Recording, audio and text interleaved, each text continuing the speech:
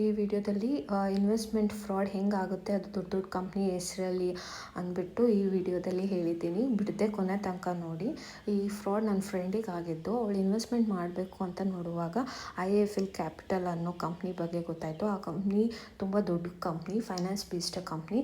So investment ಮಾಡೋಕ್ಕಿಂತ ಮುಂಚೆ ಒಂದು ಅಪ್ಲಿಕೇಶನ್ ಫಾರ್ಮ್ ಫಿಲ್ ಮಾಡಬೇಕು. ಆ ಅಪ್ಲಿಕೇಶನ್ ಫಿಲ್ ಮಾಡಿ ಅಪ್ರೂವ್ ಆದರೆ ಅದಾದಮೇಲೆ ಇನ್ವೆಸ್ಟ್ಮೆಂಟ್ ಸ್ಟಾರ್ಟ್ ಮಾಡಬೇಕು ಅಂತ ಇತ್ತು. ಅವಳು ಫಾರ್ಮ್ ಫಿಲ್ ಮಾಡಿದ್ಮೇಲೆ ಅವಳಿಗೆ ಅಪ್ರೂವ್ಡ್ ಆಗಿರೋ ಫಾರ್ಮು ಅವಳಿಗೆ ವಾಟ್ಸಪ್ಪಿಗೆ ಬಂತು. ಆ ವಾಟ್ಸಪ್ ಫಾರ್ಮು ಅಲ್ಲಿ ಅಟ್ಯಾಚ್ ಮಾಡಿದ್ದೀನಿ. ಆ ಫಾರ್ಮಲ್ಲಿ ಸೆಬಿ ರಿಜಿಸ್ಟರ್ಡ್ ನಂಬರು ಎಲ್ಲನೂ ಕೊಟ್ಟಿದ್ದಾರೆ. ತುಂಬ ಜೆನ್ಯೂನ್ ಆಗಿದೆ. IIFL ಕ್ಯಾಪಿಟಲ್ ಕಂಪ್ನಿಯವರೇ ಕಳಿಸಿರೋ ಥರ ಇತ್ತು. ಲೋಗೋ ಪ್ರತಿಯೊಂದು ಇತ್ತು.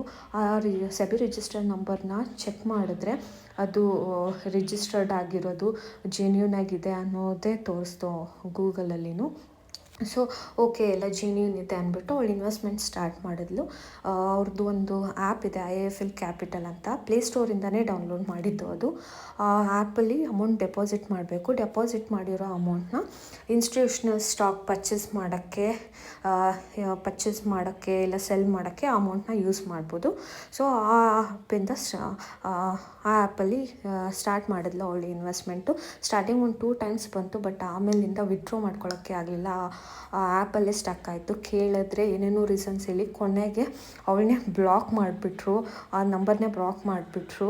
ಸೊ ಅವಳಿಗೆ ಕಾಂಟ್ಯಾಕ್ಟ್ ಮಾಡ್ತಾ ಇದ್ದಿದ್ದ ಪರ್ಸನ್ನು ಪ್ರಿಯಾ ದೇಸಾಯಿ ಅಂತ.